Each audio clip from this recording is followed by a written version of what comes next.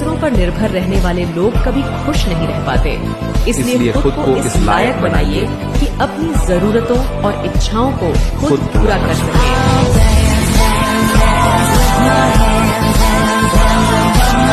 श्री कृष्ण कहते हैं, ईश्वर के हर निर्णय पर खुश रहो, क्योंकि ईश्वर वो नहीं देता जो तुम्हें अच्छा लगता है, बल्कि ईश्वर वो देता है जो तुम्हारे लिए अच्छा होता है।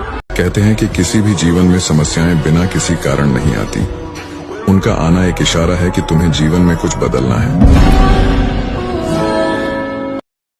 श्री कृष्ण कहते हैं, अगर कोई तुम्हें दुखी करे तो बुरा मत मानना, क्योंकि लोग उसी पेड़ पर पत्थर मारते हैं जिस पर ज्यादा मीठे फल होते हैं। इंसान के शरीर का सबसे खूबसूरत हिस्सा उसका दिल होता है, और अगर वो ही साफ ना हो तो चमकता चेहरा किसी काम का नहीं होता। आगे बढ़ने वाला व्यक्ति कभी भी किसी को बाधा नहीं पहुंचाता, और दूसरों को बाधा पहुंचाने वाला व्यक्ति कभी आगे नहीं बढ़ सकता। जीवन में खुद की बुराइयां सुनना भी बेहद जरूरी है, क्योंकि रोज तारीफ ही सुनोगे तो कभी आगे नहीं बढ़ पाओगे। पैसे तो सब कमाते हैं, दुआएं कमाओ। दुआएं वहां काम आती है जहां पैसा काम नहीं आता। बुरा करने का ख्याल आए तो कल पे डालो, और अच्छा करने का ख्याल आए तो आज ही कर डालो।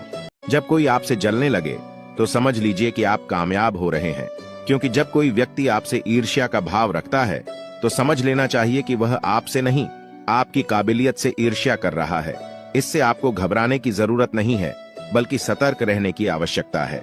जीवन में धैर्य अत्यंत महत्वपूर्ण है, क्योंकि एक बात हमेशा याद रखिए कि बूंद बूंद पानी से ही घड़ा भरता है। जिनका दिल साफ होता है, अक्सर दुनिया उन्हें ही गलत साबित करने में लग जाती है। जीवन में अधिक दुख इस वजह से आते हैं कि हमें जहां उम्मीद नहीं लगानी चाहिए, वहां हम अधिक मात्रा में उम्मीद लगा बैठते हैं। भगवान से न डरो तो चलेगा, लेकिन कर्मों से डरना जरूरी है, क्योंकि कर्मों का फल तो भगवान को भी भोगना पड़ता है। अपनी सारी परेशानियां परमात्मा को सौंप दीजिए, क्योंकि जितना आप जीवन भर में कर सकते हैं, उससे कई ज्यादा वो एक पल में कर सकता है।